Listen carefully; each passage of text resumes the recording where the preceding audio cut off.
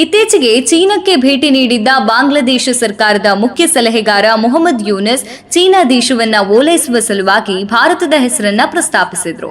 ಈಶಾನ್ಯ ಭಾರತವು ಭೂಪ್ರದೇಶದಿಂದ ಆವೃತವಾಗಿರುವುದರಿಂದ ಬಾಂಗ್ಲಾದೇಶವೇ ಈ ಎಲ್ಲಾ ಪ್ರದೇಶಗಳಿಗೆ ಸಾಗರದ ಏಕೈಕ ರಕ್ಷಕ. ಭಾರತದ ಈಶಾನ್ಯ ಭಾಗದ ರಾಜ್ಯಗಳು ಬಾಂಗ್ಲಾದೇಶದಿಂದ ಸುತ್ತುವರೆದಿದೆ. ಈ ಭಾಗದಲ್ಲಿ ಚೀನಾ ತನ್ನ ಪ್ರಭಾವ ವಿಸ್ತರಿಸಬೇಕು ಎಂದು ಹೇಳಿದ್ರು. ಇದಕ್ಕೆ ಭಾರತ ತೀವ್ರ ಆಕ್ಷೇಪ ವ್ಯಕ್ತಪಡಿಸಿತ್ತು. ಇದೀಗ ತನ್ನ ರಾಜ್ಯದ ಭೂಪ್ರದೇಶದ ಬಗ್ಗೆ ಮಾತನಾಡಿದ್ದ ಬಾಂಗ್ಲಾದೇಶ ಸರ್ಕಾರಕ್ಕೆ ತಿರುಗೇಟು ನೀಡಿರುವ ಭಾರತ ನಮ್ಮ ದೇಶದ ಭೂಪ್ರದೇಶದ ಮೂಲಕ ಬಾಂಗ್ಲಾದೇಶದ ರಫ್ತು ಸರಕುಗಳಿಗೆ ಅವಕಾಶ ನೀಡಲಾಗಿದ್ದ ಟ್ರಾನ್ಸ್‌ಶಿಪ್‌ಮೆಂಟ್ ಸೌಲಭ್ಯವನ್ನು ರದ್ದುಗೊಳಿಸಿದೆ. ಬಾಂಗ್ಲಾದೇಶದ ಉಚ್ಚಾಟಿತ ಮಾಜಿ ಪ್ರಧಾನಿ ಶೇಖ್ ಹಸೀನಾ ಬಾಂಗ್ಲಾದಿಂದ ಪಲಾಯನಗೊಂಡು ದೆಹಲಿಯಲ್ಲಿ ಆಶ್ರಯ ಪಡೆದ ನಂತರ ಬಾಂಗ್ಲಾದೇಶ ಮತ್ತು ಭಾರತ ಸಂಬಂಧ ಮತ್ತಷ್ಟು ಹಳಸಿದೆ ಎಂಬುದು ಎಲ್ಲರಿಗೂ ಗೊತ್ತಿರುವ ವಿಚಾರ. ಆಗಿನಿಂದ ಬಾಂಗ್ಲಾದೇಶ ಭಾರತದ ವಿರುದ್ಧ ಒಂದಿಲ್ಲೊಂದು ಕಾರಣಕ್ಕೆ ಕತ್ತಿ ಮಸಿಯುತ್ತಲೇ ಇದೆ. ಮಾರ್ಚ್ ಅಂತ್ಯದಲ್ಲಿ ಚೀನಾ ಪ್ರವಾಸ ಕೈಗೊಂಡಿದ್ದ ಬಾಂಗ್ಲಾದೇಶ ಮಧ್ಯಂತರ ಸರ್ಕಾರದ ಮುಖ್ಯ ಸಲಹೆಗಾರ ಮೊಹಮ್ಮದ್ ಯೂನಸ್ ವಿನಾಕಾರಣ ಭಾರತದ ವಿರುದ್ಧ ಹೇಳಿಕೆ ನೀಡಿದ್ರು.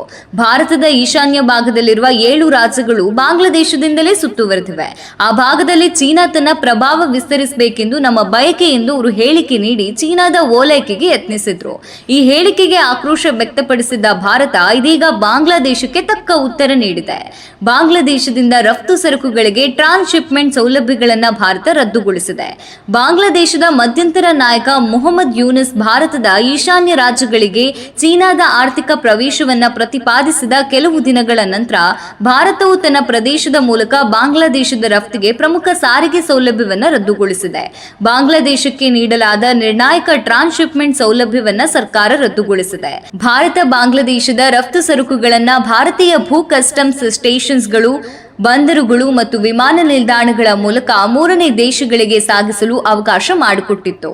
ಇದೀಗ ಭಾರತ ಆ ಸೌಲಭ್ಯವನ್ನ ರದ್ದುಪಡಿಸುವ ಮೂಲಕ ಬಾಂಗ್ಲಾದೇಶ ಸರ್ಕಾರಕ್ಕೆ ದೊಡ್ಡ ಶಾಕ್ ಅನ್ನು ನೀಡಿದೆ.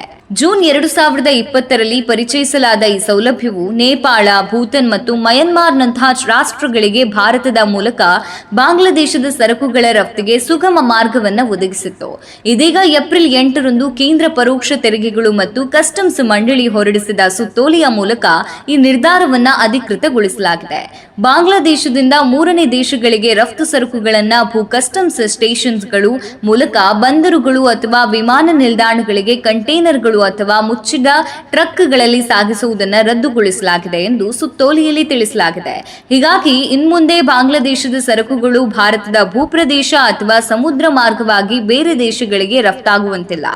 ವ್ಯಾಪಾರ ತಜ್ಞರ ಪ್ರಕಾರ ಬಾಂಗ್ಲಾದೇಶಕ್ಕೆ ನೀಡಲಾಗಿದ್ದ ಈ ಸೌಲಭ್ಯವನ್ನ ರದ್ದುಗೊಳಿಸುವುದರಿಂದ ಜವಳಿ, ಪಾದರಕ್ಷೆಗಳು ಮತ್ತು ರತ್ನಗಳು ಮತ್ತು ಆಭರಣಗಳು ಸೇರಿದಂತೆ ಹಲವಾರು ಭಾರತೀಯ ರಫ್ತು ವಲಯಗಳಿಗೆ ಪ್ರಯೋಜನವಾಗಲಿದೆ ಎಂದು ನಿರೀಕ್ಷಿಸಲಾಗಿದೆ.